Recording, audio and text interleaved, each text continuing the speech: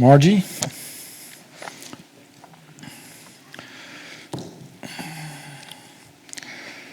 So my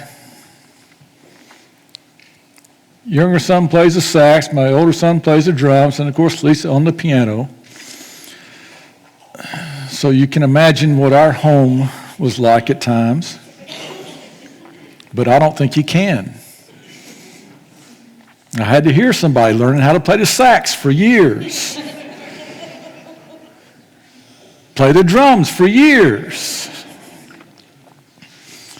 So somebody was asking me about my sons the other day, and I showed them some pictures, and they said, well, they certainly have their father's looks because their mother still has hers.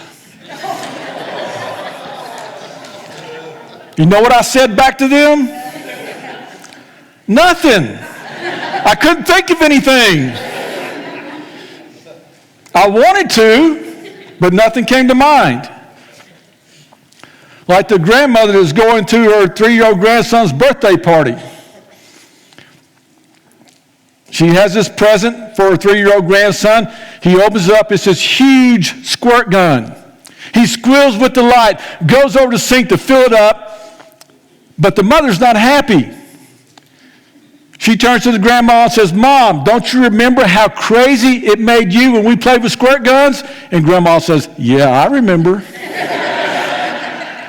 Now, we laugh at good-hearted exchanges like that, but what happens when somebody pulls out in front of you in traffic?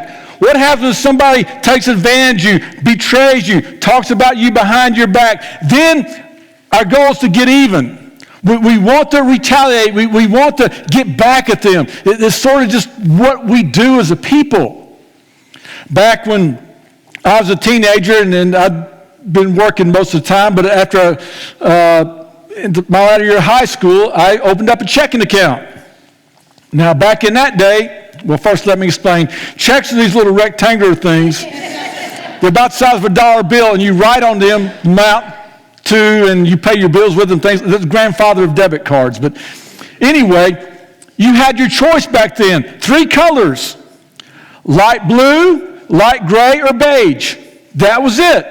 Then about 10 years later, all of a sudden, you can get checks with any color you want, any background you want. You could get your favorite vacation spot as a background on your check, or your family reunion, or the picture of the fish you caught. Anything you want to put on the backgrounds of your check. There's one guy, he got checks just to pay his alimony with. So once a month, he writes a check to his ex-wife, and the background picture is him kissing his new wife. That's the society we live in. We just want payback. We want to get back. That's what we go see movies about, right? We go see movies about payback. When's the last time you saw a movie about somebody going the second mile or turn the other cheek? When's the last time you heard testimony in church about somebody who returned good for evil? The golden rule says, do unto others, you'd have them do unto you, and that's fine with us. Until somebody hurts us, until somebody does something to us, then it's do unto others as they have done unto us. It could be that supervisor at work that raises your quota and nobody else's. It could be that coach in school that makes fun of your athletic ability. It could be that father who unjustly grounds you. It could be that policeman who picks you out of everybody else and harasses you. And whatever it is, our instinct is to get back, is to pay back. But there's 3 things wrong with that. Number 1, you'll never heal your wound by giving somebody else a wound. Our culture seems to tell us that, hey, you get payback, you get even, you'll feel better, but that's a lie. The second thing that's wrong with that is that things always get worse. What I mean by that is you think that if I can't get back at, well, what happens to people when they can't get back to somebody? They'll get back to somebody else.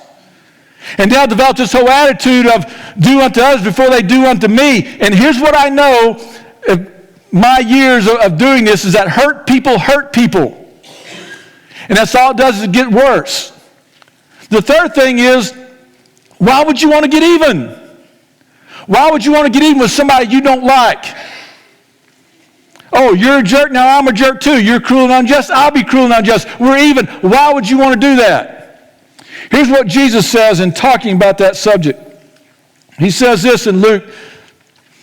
He says, but I say to you who listen, love your enemies. Do what is good to those who hate you. Bless those who curse you. Pray for those who mistreat you. If anyone hits you on the cheek, offer the other also. If anyone takes away your coat, don't hold back your shirt either. Give to everyone who asks you, and from someone who takes your things, don't ask for them back. Just as you want others to do for you, do the same for them. If you love those who love you, what credit is that to you? Even sinners love those who love them. If you do what is good to those who are good to you, what credit is that to you? Even sinners do that. And if you lend to those whom you expect to receive, what credit is that to you? Even sinners lend to sinners to be paid in full. But love your enemies. Do what is good. Lend and expect nothing in return. Then your reward will be great, and you will be children of the Most High. For he is gracious to the ungrateful and evil. Be merciful, just as your Father also is merciful. Now, notice the phrase he uses in there 3 times, even sinners. Even sinners. If all you do is do good to people who do good to you, you just love the people who love you, you know what difference Jesus made into your life? Nothing. Nada. Not a bit. We are called to go further than that. We are called to do a lot better than just what the world does. Over and over again, this is what Scripture calls us to. And I want you to keep in mind as we've been going on in this series about dealing with difficult people here is that we have been called for this purpose. So what do? How do we take it further? Here's what Jesus says. If anyone forces you to go 1 mile, go with him 2. Now that word force means to press into service. The Roman soldiers had the authority to find someone and temporarily cause them to do something for them, to press them into service. You remember when Jesus was carrying his cross, he stumbled beneath the weight of it, and they took Simon of Cyrene and pressed him into service, and pressed him into carrying Jesus' cross, temporarily deputized him in a sense. But they had limits. They could make you carry their load 1 mile, but not 2. Now suppose you're a little boy growing up back then, and you're working on your father's farm in the garden. Soldier walks by and says, boy, come, carry my load. So you throw down your hoe. You jump over that little stone wall with disgust. You give him a little evil eyes. You go to pick up his pack, and you carry it, but you're kind of stumbling behind him. You're not trying to keep pace at all. And you get to that place where you've marked out 1 mile from your house, just for that very purpose, and you drop that pack down to make sure you don't go a step further, and you turn and you head back to the house. And on the way back to the house, you're thinking, man, in 10 years when our country's on top, I'm going to make that guy carry a ton 10 miles. You get home, you kick the dog, you get in a fight with your sister, you get in trouble with your dad. Next day, though, you hear Jesus is in town. Whoa, you've heard about him. And you go out to hear him. And he says, if a soldier forces you to carry his load 1 mile, carry it 2. You don't like that a whole lot. But you really like Jesus. You're impressed not only by what he said and how he said it, you're impressed by his miracles and watching him heal people. So you go home at night and you're thinking, what would that look like? What would that look like for me to not go 1 mile but to go 2 miles? And maybe you would try it. The next day, sure enough, soldier comes by. Hey, boy, come, carry my pack. Yes, sir, I'll be right there. You hop over the fence, you put that pack on, you don't drag behind, you keep up with him. You ask him questions about his family, about his adventures as a soldier, and all the parts of the world he's been in. You blow past that mile marker. You come up close to the 2nd mile, soldier stops and says, look, you've gone far enough. You said, well, glad to do it. Need a break anyway. Soldier takes off his gloves, sticks his hand out and says, you need a friend in the Roman army, you let me know. You got one. You go back home, you have a wonderful evening with the family. Next day, you get a thank you card in the mail from that soldier with $50 inside. A little bit of exaggeration, but you'd be surprised how much it eases tension and what it will do for you when you're willing to go further than what's expected. You think, people will walk on me. I'll be a doormat. They'll take advantage of me. Maybe so. They did to Jesus to some point. But you will know what it's like to be able to ease tensions in a difficult situation. You'll know what it's like to experience the power of good overcoming evil. You'll know what it's like to reflect God to the world. So, we've been in this for several weeks. Here's our passage. Let's read through our passage, okay? In Romans 12. In fact, I was just thinking the other day, back when I think Cody was in freshman year in high school, I think, during prayer night, he got up and he quoted the whole chapter of Romans 12 to the congregation. Was that, I don't know. Is he still, there he is. Is that what it was, your freshman year? Yeah? Can you still do it? You want to do it right now? Offer your bodies as living sacrifices, holy and pleasing to God. Verse 12 and 14. Bless those who persecute. Okay, so skip it around a little bit. Yeah, I thought so. Let's read it. Bless those who persecute you. Bless and do not curse. Rejoice with those who rejoice. Weep with those who weep. Live in harmony with one another. Do not be proud. Instead, associate with the humble. Do not be wise in your own estimation. Do not repay anyone evil for evil. Give careful thought to do what is honorable in everyone's eyes. If possible, as far as it depends on you, live at peace with everyone. Friends, do not avenge yourselves. Instead, leave room for God's wrath, because it is written, vengeance belongs to me. I will repay, says the Lord. But if your enemy is hungry, feed him. If he is thirsty, give him something to drink. For in doing so, you will be heaping fiery coals on his head. Do not be conquered by evil, but conquer evil with good. So 3 principles that we've been emphasizing as we've been going through this passage. Number 1 is this: our problem is not with people, it's with evil. We wrestle not with flesh and blood. Number 2, understand how, well, let me put it this way. How you respond when you're hurt, when you're insulted, is one of the most significant things you can do as a Christian. It shows you get it. It shows you understand the heart of God. And number 3, realizing that good is more powerful than evil. Living with the conviction that good can overcome evil. So when you see evil, you don't just do nothing, you exalt it with aggressive goodness. So how do you do that? You've got to have a strategy. Like the boy that went to his mother before school one morning and said, Mom, can you drive me to school instead of Dad? She says, yeah, I guess so, but why? Well, when Dad drives, there's too many idiots on the road. You're going to encounter a lot of idiots, right? Difficult people are going to be everywhere. You have to have a strategy to deal with them. So what is that? Verse 14, bless those who persecute you, bless and do not curse. The first thing, you have to manage your mouth. Whenever you're insulted, you don't insult back. And you don't just say nothing, you find a way to bless them. It begins with your mouth. Number 2, rejoice with those who rejoice and weep with those who weep. Reconciliation begins with identification. You have to identify with the other person. You have to enter into their feelings, enter into their highs, enter into their lows. We talked about that last week.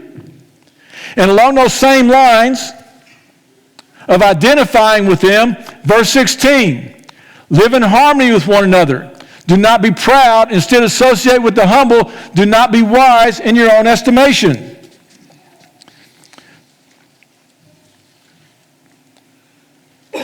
If you're going to understand somebody, you have to understand how they think. That word, live in harmony, that means be in the same mind. To understand how that person you're in conflict with, to understand how they think. Here's what happens when we're in conflict with somebody else. We're going back and forth, and we'll interrupt them as if to say, what I have to say is more important than what you have to say. We'll interrupt them as if to say, what you have to say doesn't count at all. You have to be able to identify with what they're thinking. I didn't say you have to agree with them. But don't be so hardy as to think that the only thing that matters is what you are thinking at the moment. How many conflicts have been resolved? How much tension has been eased just because people took the time to listen? If you're going to love better, you have to listen better. And then he says this, let's go back to verse 16, the second part. Do not be proud, instead associate with the humble. Do not be wise in your own estimation. How many times when you're in conflict with somebody do you have the tendency to look down upon them as if they're somehow less than you now? But the gospel is not about looking down upon people because they come from a different background, because they think differently, because they have different opinions. It's about lifting everybody up equally in the presence of God because they've been made in the image of God. We learn this when we're kids.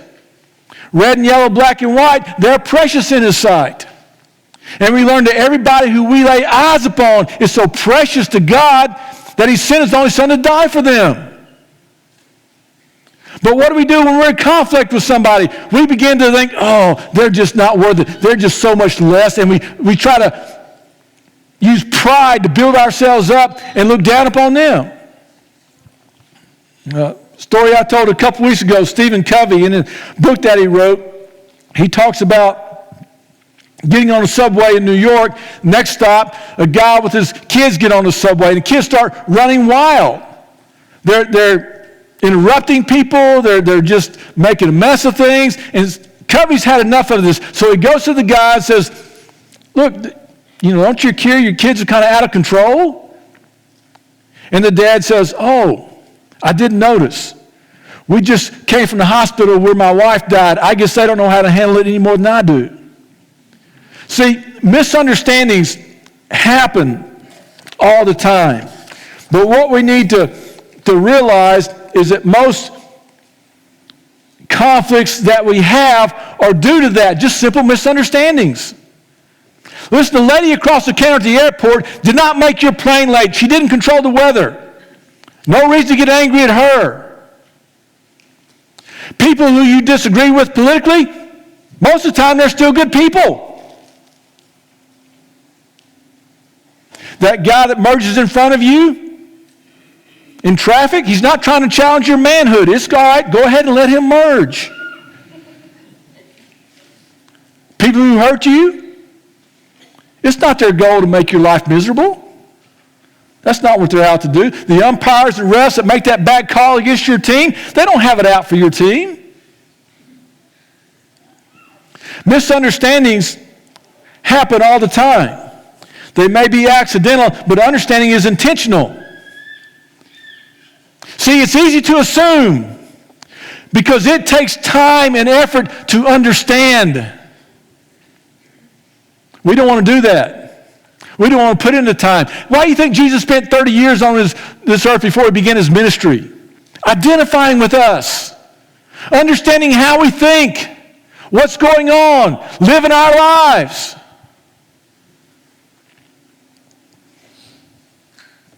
I mentioned this story a couple weeks ago. We were going through Romans 12 in our Wednesday night Bible study, but it's a powerful illustration. Bud Welch's daughter was one of the 168 people that died in the Oklahoma City bombing back in 1995. And y'all might remember the anger that people had toward Timothy McVeigh. When he was executed, people lined up just begging and hoping for the chance to see him die. But Bud had a different approach on it. He didn't see things quite that. He wasn't filled with that bitterness and that type of anger. And so 3 years afterwards, in 1998, he made the trip up from Oklahoma City to go see Bill McVeigh, Timothy's father. He had hopes to maybe get some healing, bring some healing. He sat down with him across the table, drank a cup of coffee, notices a picture on the wall, and says, "My, what a handsome boy." And he says, "Yeah." And Bill said, "Yeah, that was Tim's graduation picture." And then Bill McVeigh just broke down in tears and said, "I'm so sorry about your daughter." And here's what Welch said. He said, "I never felt closer to God than at that moment. I felt like a load had been lifted from me, and I cared about him." See, he came offering healing, but he found healing. And how often we have opportunities every day to share with people the heart of God. But instead, we choose to get even.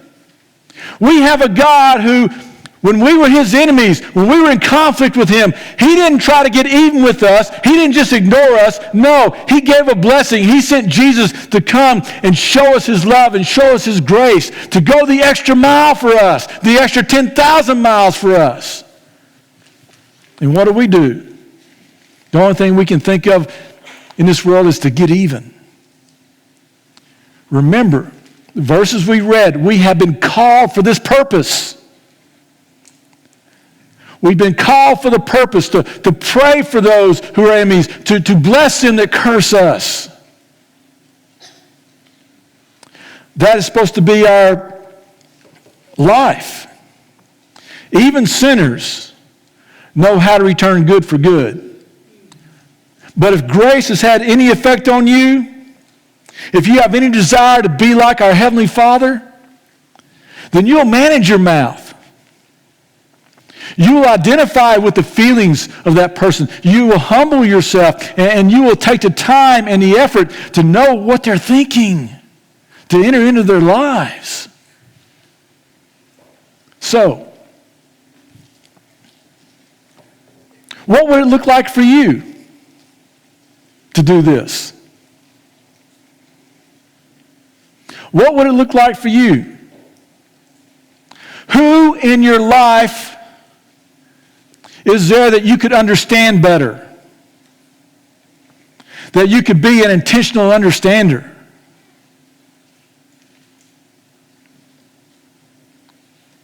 You want to be like God?